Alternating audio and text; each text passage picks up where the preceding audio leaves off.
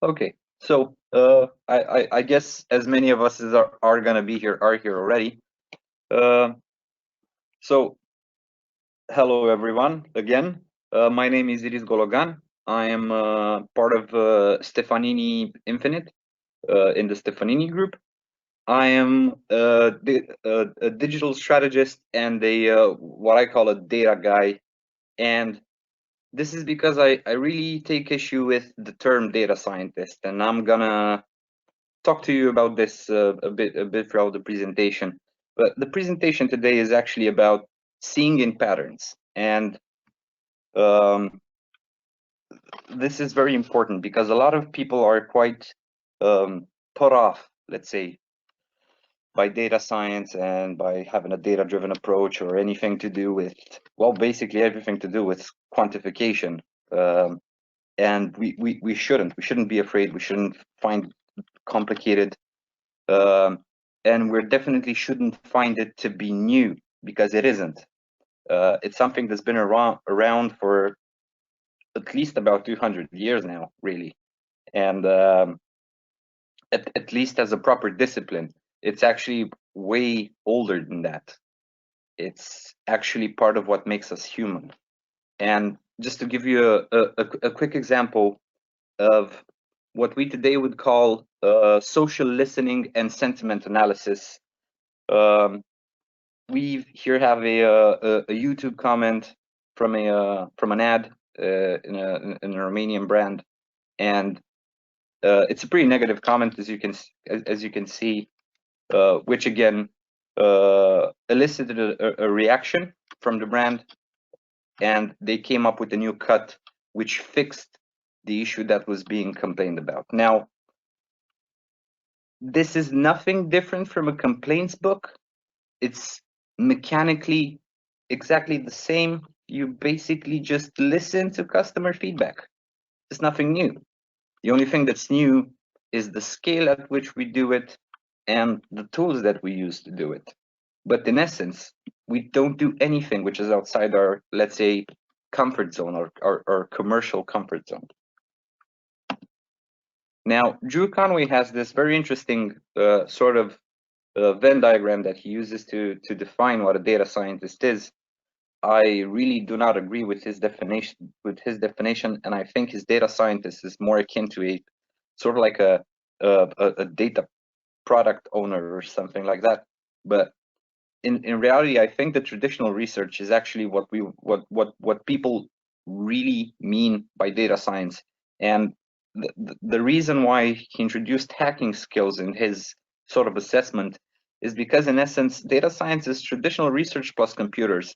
But like using computer assisted, being computer assisting using tools doesn't necessarily mean you have any sort of hacking skills. I mean, that doesn't necessarily need to do with construction. You can use tools like, I don't know, like Tableau or Google Data Studio or whatever without knowing anything about development, without knowing any SQL, without knowing anything of the likes.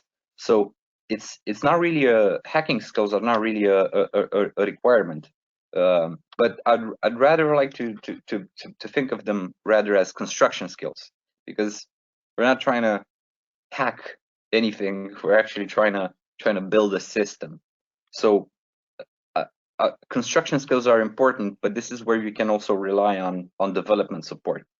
In my opinion, what's really important is the design and modeling knowledge. This is what in traditional research people would call the math and modeling, let's say, part of the equation. And most importantly, and this is where a lot of you guys come in, because most of you are business users, is the substantive knowledge or the analysis side of things. And this is where you turn things, let's say, from numbers to something which is actually important for your company. And this is, in my opinion at least, where the true data science, where the true data scientist lies, because this is where most of the insight, the true insight, is actually generated. Substantial knowledge generates, let's say, the analytical background required to understand what the numbers mean, and the design and modeling knowledge is what you need to actually build the model itself. The construction of the model can be done with people who aren't necessarily, let's say, data savvy. And another very interesting fact about his sort of assessment is this danger zone that he creates between construction and analysis. I don't understand what's so dangerous there, because it's where most of our business analysts are. They're technical consultants which have a pretty deep understanding of what your business is from an operational perspective, and this is how we actually, make any sort of business solution. But yeah, maybe in a bit of a different context. And again, data is organic. Data is something to be observed. It doesn't necessarily even have to do with computers. And just to give you a small sort of example of what I mean by this. So let's say we have we have a sort of like an assessment of, is a person walking, and does she have a discernible direction or intent to where she's walking. And we have a few, let's say, concepts that we need to be familiar with. First of all, the data subject. This is what generates the information that we're interested in, or at least what will generate the data that's then going to be processed into the information that we're interested in. So in let's say in GDPR terms, this would be our data subject. There is also what we call the data generation process. This is the thing that we're actually interested in. This is what generates our, let's say, walking data, the walking itself. This is the stream, if you want, the generation moment. Now, there's also the sand itself. Now you can think of the sand in this scenario as a bunch of different things. Maybe the sensory reading itself, but I like to think of the sand, given the fact that we have all of these previous steps, as a form of secondary data gathering. Because what we're basically doing is that if the sand has an imprint of the foot, and we are now looking at the imprint, that is secondary data analysis. It's not that we see the person walking, but we've seen that someone has walked there previously. And another interesting concept to be brought into discussion, and I think this is a good point to do so, is the concept of metadata. As I said, we're looking at the footstep itself in the sand, and it obviously has direction. It obviously has depth. It obviously has a distance towards the next step, which is a gate size, for instance. All of these sort of attached parameters of the datum itself, but which is not the datum itself. And all of these sort of secondary metadata interpretations are what actually generate a lot of what we'd call insight in a business environment. And computing skills have nothing to do with being able to observe these sort of patterns. It's you who actually does the observation. The observer is what qualifies, let's say, something from being an action to being an action which generates data. That's the key differentiator. And this is why I say that data science in itself is nothing new, and we've actually been doing it since time immemorial. It's just what humans do. It's the observation of patterns, basically. Only now we do it in a more, let's say, calculated way. And this is a very funny, small, funny example of data science in action, or at least the type of data science that I'm referring to. This is a nut dispenser in a corporate common area, and someone stated that this is basically a live histogram of the of nut popularity, of live nut popularity in the office. And I mean, it's anecdotic. It might not even be that accurate, because you know, there's a lot of things to take into consideration, like replenish times and the office presence, and you know, attendance. I mean by presence. Sorry, but it's a pattern that's easy to observe, and I find it to be a very astute metaphor for what data science is in itself. Because what it is, it's only patterns. It's just pattern-seeking behavior. It's there's nothing which is truly random, as Chuck Palahniuk says. It's just patterns we have not been able to yet decipher. And maybe this is where data science is a bit, let's say, brings something new to the table, because at some point, the reason why we cannot observe patterns, and the reason why we see things as being random, is because we simply cannot process the amount of information required for that pattern to make sense. Now, another, let's say, interesting sort of tidbit example of the organic nature of data. This is a time series graph, or is it?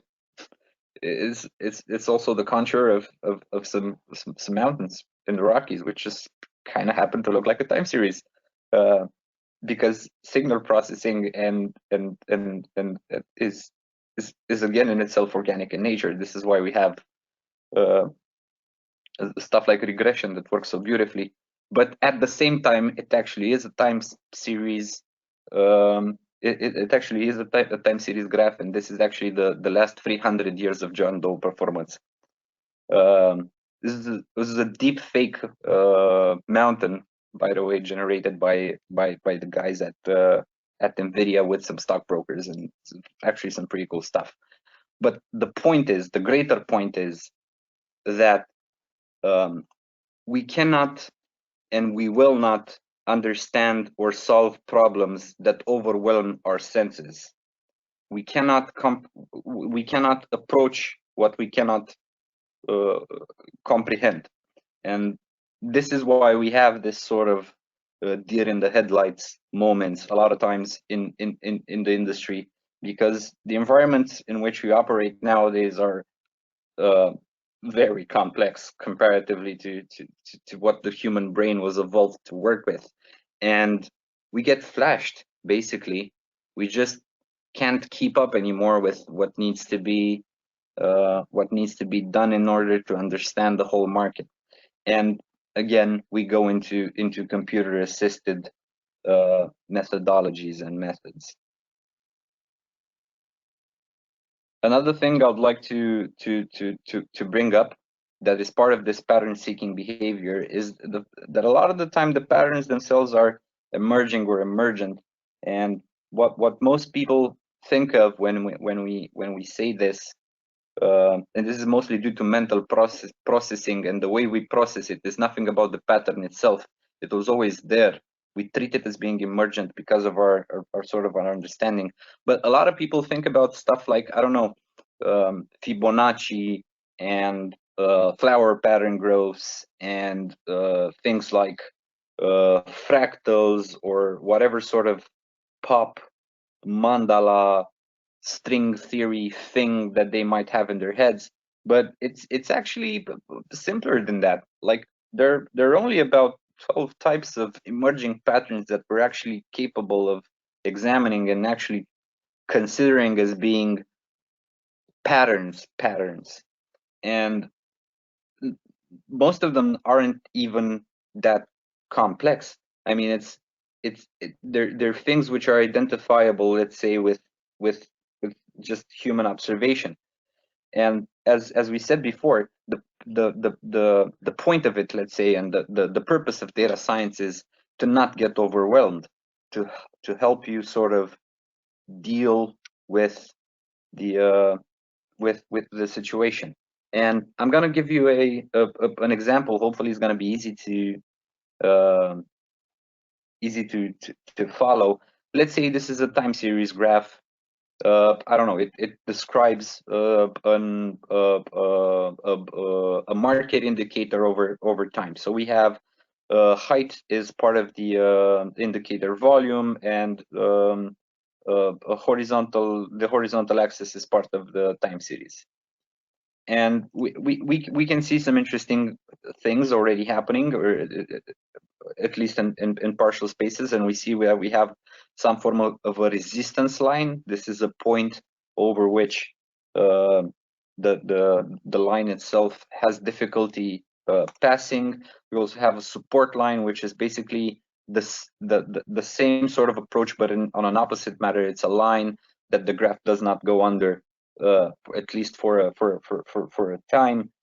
And we have what we call a slope difference, and this slope difference is basically the angle difference between the support line and the resistance line. And this slope indicator gives us actually a pretty good understanding of what we can expect the pattern breakout to look like. Because as you can see, at the end of the pattern, we have the graph may be changing direction. Now, this is, I wouldn't necessarily say predictable, because it's not 100% predictable. Otherwise, technical analysis in the stock market would have been the end all of economics, but it's not that simple, because not all emerging patterns are actually that simple to use for prediction. A lot of them are things that look very intuitive in hindsight, but are very difficult to use for actual predictive purposes. More examples of this, and I think a very easy and human example for this is the concept of agriculture. Now, agriculture was one of our first sort of pattern-seeking behaviors, and this required us to understand a couple of different patterns. One was to, let's say, first understand that we exist and we are hungry and we need things. Second was to understand that we can and should eat things. So basically understand what is edible. Now, once we understand this, and we understand that there is something like the seasons, for instance, and we have a thermal seasonality in this case, that we have a link to, because it affects us differently, and then we maybe start doing some form of conjecture or observation rather, because I think that would be better in this case, and observe that those patterns of seasons that influence us also influence the things that we eat. And this already, let's say, starts creating some spinning wheels for what for what is modern agriculture. Now, there's also something that we need to be very to pay a lot of attention to, and that is not be fooled by random information. And I have this cute little goat here in the middle of the screen, and this is a placeholder, let's say, for a red herring. So, like, yeah, of course you could do agriculture, but doing agriculture runs the risk of other animals coming to eat what you've planted. So basically, you now have a situation in which you risk doing some work for nothing, basically. But is this this isn't how can I put this? This is where statistics and data science in general actually become a bit complicated, because figuring out what's actually relevant variables for what you're trying to infer is a bit difficult. Because in my opinion, the goat, or at least the possibility of goats eating your plantation, is nothing compared to the competition. So if your alternative to agriculture is trying to compete with this fuzzy killing machine, it would all of a sudden, the possibility of goats eating your work is, let's say, less of a risk. But the thing is, being aware, let's say, of this competition is where computers are not helpful at all. And this is why I say that the construction side of the equation that Drew Conway was trying to push through his very famous Venn isn't necessarily wrong, but it, at least in my opinion, doesn't take into account the most important aspect of data science, and that is the usability of its outcomes. And being able to determine that the tiger is more important than the goat in this scenario is something which is uniquely human, or at least that we haven't been able to automate yet. Although I'm sure maybe someone's working on it. And you'd think that this doesn't necessarily apply today as much as it does, but it does. I mean, even more so. And this is another great example, a classical example, and again from an agricultural perspective. And it's a story of a Turkish beekeeping association, basically a business that sells honey. And they have their own bees to produce it, and they had a problem with pests. Now in case of most agricultural businesses, your main pests are stuff like insects or small rodents. Well, they get bears because well, bears love honey, and as the tweet says, if life gives you bears, trick them into doing market research. Now, what this bear used to do is break into the facility and just start eating honey, basically, just have lunch, go at it. And what some of the agriculture engineers there thought of is that maybe they can leave out some honey for the bears, and using just like a camera and labeling the different types of honey that they have, they started establishing, let's say, a bear preference scale or a bear honey quality assessment methodology, which again was huge from a marketing perspective, because now you have this locally produced honeys which the bears love, and this is the best natural endorsement for organic honey that you could ever get. This is it's pretty cool stuff. And again, a very ingenious way of using data that's basically there. The bears were there, the honey's there, the bears love to eat honey. You just need to look at it basically, and it's going to give you information. This is a very classical example that I'm sure quite a few of you are going to be familiar with. This is an interesting story about bias in statistics, and even the examples above, the problem with discerning between the goat and the tiger, they are issues of bias, but bias is not something that's easy to explain, or at least not in the current context, political context. But we'll try to in the next few slides. So the example itself is that back in the Second World War, the British were doing some very deep dives, bombing runs in Germany, and Germany is quite dangerous, and the Luftwaffe was again quite dangerous as well, and not a lot of people actually got back home after these missions, and even if they managed to drop their payload, they'll still be hunted down across the channels by the Germans. And the British came up with this idea that maybe we should reinforce our planes, try to make it a bit more bulletproof, try to offer a bit more survivability to for the crew. All great, and they started marking down bullet holes, and wherever there was any sort of penetration or damage to the planes that managed to get back, in order to reinforce those areas. Now, this would have been a horrible thing to do in practice. Luckily, someone was had the let's say had the insight to figure out that this would be a problem, because it's what we call a survivorship bias issue.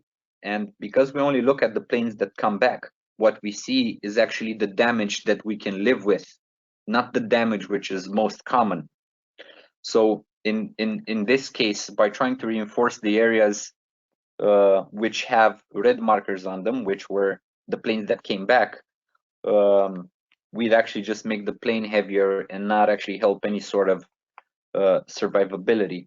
And this gives us a very interesting lesson from a business perspective as well, because they were dead wrong, but the same applies to businesses. Feedback doesn't always need to be solved. There are reasons the client is there, and none of them are the feedback you're getting. That's simply the truth. I mean, if you got shot in the wing, but if you still manage to fly, then being shot in the wing is not your biggest problem right now. I mean, if there are other things that could make you crash, those are what you should actually be focusing on. And we're gonna go into a very, let's say, a strange example of this sort of bias and how it can impact thing and bad data interpretation in general that is quite common nowadays, sadly. And we're gonna look at some violent crime rates. Yes, this is gonna get a bit strange, but hopefully not for long. So we have the following statement: offending rate for African Americans 8 times as higher than for whites. This is a factually true statement. But does it mean anything? I mean, is this useful in any way, or is this information something actionable in any way? And the reality is no. This information is a bit of a goat, at least in our metaphor, because looking into the problem a bit deeper, we see that it's actually a correlation with low economic status is higher, and if you consider along that socioeconomic status other familial supplements, you see that it's really not about it has nothing to do with any sort of ethnic background. It's really more to do with the economics of it. But even here, I mean, this is not enough. Like, because if you make a deeper study, you then find that it's not even to do with socioeconomic status, but it's actually to do with the Gini factor within the respective economy. And this is well, the Gini indicator is basically let's say what we call an economic inequality indicator, basically the difference between the poorest and the richest, let's say, within a closed economic system. And this correlates to a greater degree with crime. So the greater the Gini factor, the higher the criminality within a country. But even then, it's not enough, because if you go deeper, you find an even better correlation than with the Gini factor. If you look at if you look at it from a risk-reward analysis perspective, and try to approach it from a let's say a carrot and a stick perspective. Now, this may be not the most pleasant way to view it, but this is why we have social science, to look at things like this. Is the only reason we call it vaguely science. This is also a term I have an issue with, because it's more to do with, I mean, it uses a scientific method, but that's about it. Anyway, what I was trying to say with this is that sometimes we can't know the whole truth, and knowing the whole truth is maybe impossible, but knowing something is better than knowing nothing. Sometimes, not always, because sometimes the wrong information can be worse than having no information at all. But to give you an example of this, and again, the same disclaimer I made before, this is not an ethics class. We're not talking about, we're talking about efficiency. It's not about politics. I'm not advocating for any of the solutions. I'm just pointing out, let's say, we have no terror incidents on Israeli airports in 1972. Now, in the global context, in the recent global context, this is quite impressive, especially given Israel's geopolitical positioning. It's quite impressive. And a lot of EU experts, as you might know, because this was a huge thing a couple of years ago in the EU, they started collaborating with the IDF, especially after the Belgian airport terrorist attack, to increase our own standards. And no one could really say why the IDF was doing such a good job of managing their threats and not having any sort of issues. And although the security protocols are very similar, with actually they're actually more relaxed on Israeli flights. Like, yeah, you're allowed to bring on liquids, and there's a bunch of other things that would be considered very dangerous on a traditional flight. But they do a few things differently, and one of the things that they do is that they do racial profiling, and they do it shamelessly, and it's crazy because it kind of works and it shouldn't, but it's one of those situations in which maybe knowing something was better than not knowing anything. But yeah, again, the data's organic, and Drew Cowan was wrong. Now, there are a couple of quick cases, let's say, of this sort of analytics in work. I think we're slightly over our time limit, but I mean, if you guys are here and would like to continue, I'd go on. If you have any questions and don't have time to stick around for the rest of the sessions, there is a question section that you can drop questions in, and I'll make sure to reply via email. But I think we can move in a bit. Okay, so just to give you a case example, Ivation. This is a pretty small company. They have under 10 employees, but over 3 million in yearly revenue, with a 30% year-on-year growth in the past few years. This is quite impressive numbers for such a small company.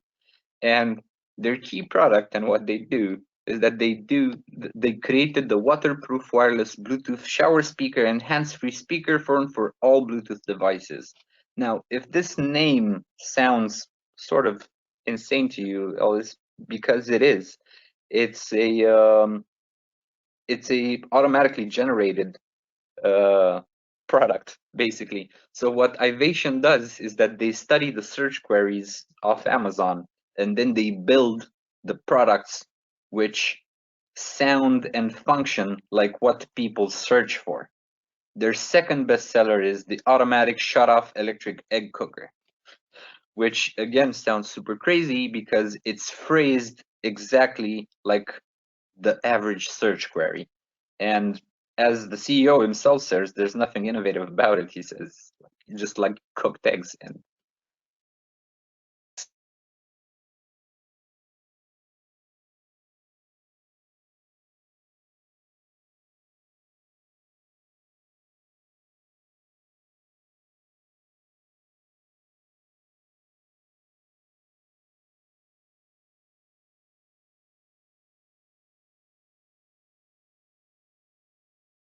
that is with LG and what we call fake features.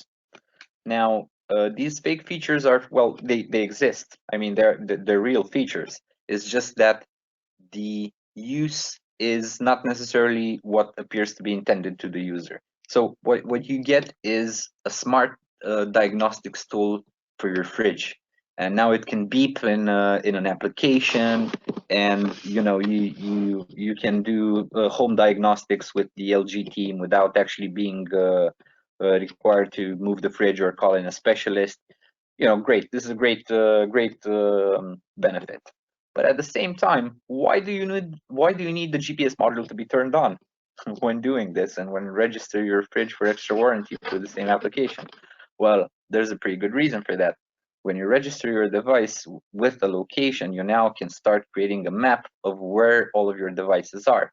If you know the price ranges of all of your devices, then you can start clustering people by approximate income levels by geographic distribution. You can see if there's any sort of geographic affinity to your products, and you can start doing all sorts of interesting analysis from very basic data gathering in essence. And it doesn't necessarily end there. You can create interaction methods. You can move this even to non-digital products. Applications and e-commerce have really been the main driver and the reason why you hear so much about data science in the past, I don't know, 5 or 6 years, because both of them generate enormous amounts of data which can be very lucratively used, and they really gave the industry a boost, let's say. And this is again a pretty good example of expanding on traditional labels while also doing data harvesting, because now you have information about when the product was consumed offline, if you have the kids interacting with the package at the moment of consumption, and now you have a timestamp and you can start tailoring your marketing accordingly. So the freemium model, as we like to say, is usually one of data harvesting. A feature for me is a feature for you as well, and everything usually that you can get for free, especially if it's an app, this is basically how it monetizes. It has some form of let's say useful inference that it can do for other brands on the data that you provided with. Now, this is the last example on the list, and this is by far the most evil in my opinion, and the only one I'd actually call evil, because it goes a bit outside of what we'd call normal harvesting. This is the Disney Magic Band, and the Magic Band is something that they market as being this cool way to pay for things at Disney. So you charge in some tokens, or you just use it as an authentication method for your passes, and you just have your passes on your band, and you can scan it, and don't go for the traditional queues that check tickets or pay with cash or whatever. And this is a pretty cool feature, and it also comes with a bunch of other neat little features, like you can pre-order for restaurants, but it also comes with this, which is heavily marketed towards parents. It comes with a method for you to localize other bracelets within your party. So in case your kid gets lost, the bracelet can generate for you a Disney navigational map that can take you to where your child currently is. Now, as you can imagine, parents went crazy for this feature. Getting your kid lost at Disneyland is a bit of a, well, getting your kid lost anywhere is a bit of a nightmare, but especially there, which is like this huge crowded place. And the kids love it too, again, because it's it's a colorful bracelet with the Mickey Mouse logo on it, and they have it from Disneyland, so it's this great memory that they have. But where things start turning a bit evil is that, as you've seen in the previous photo, now the bracelet seems to have a bit more hardware in it than simply an NFC chip.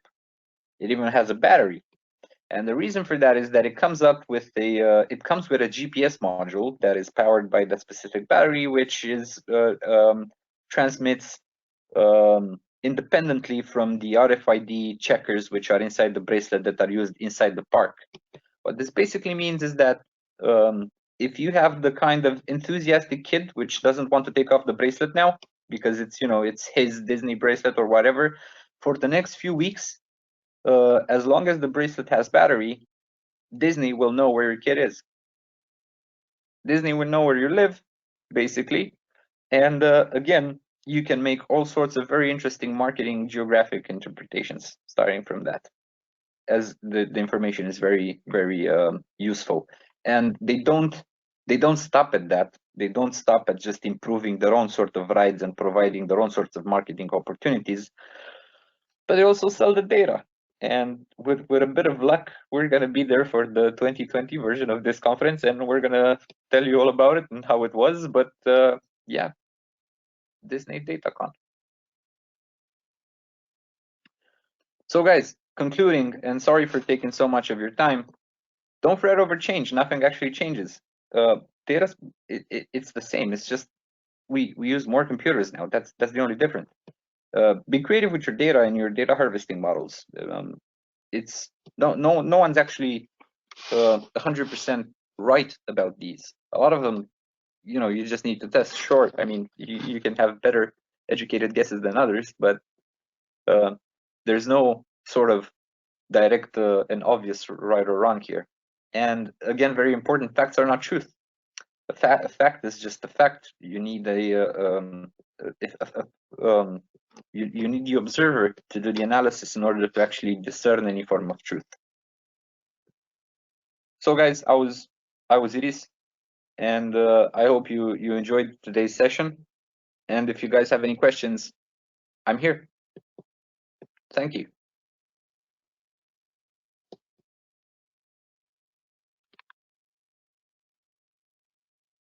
So, okay. One of the few questions I have here is that what do we do when? Oh, okay. This is very meta. So what do we do when our data just generates more questions? We try to answer those questions as well. Yes, it might be the case a lot of the time that once you found out something, you just have more questions about it. But in my opinion, that's a good thing because it means you have a direction. It means you have a bit of a strategy in what you're doing, and you're most likely going to be successful if you go down that route. I think you should rather concern yourself with when you don't have a plan after you found out a specific piece of information.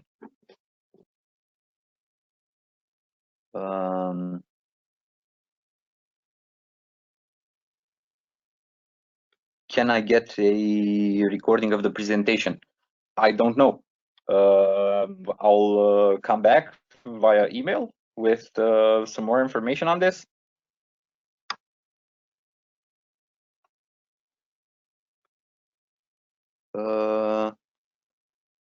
So yes, you will be able to get a recorded version of the presentation. Thanks, Daniel. Thank you guys for joining. Do I know about Vertica as being AI capable?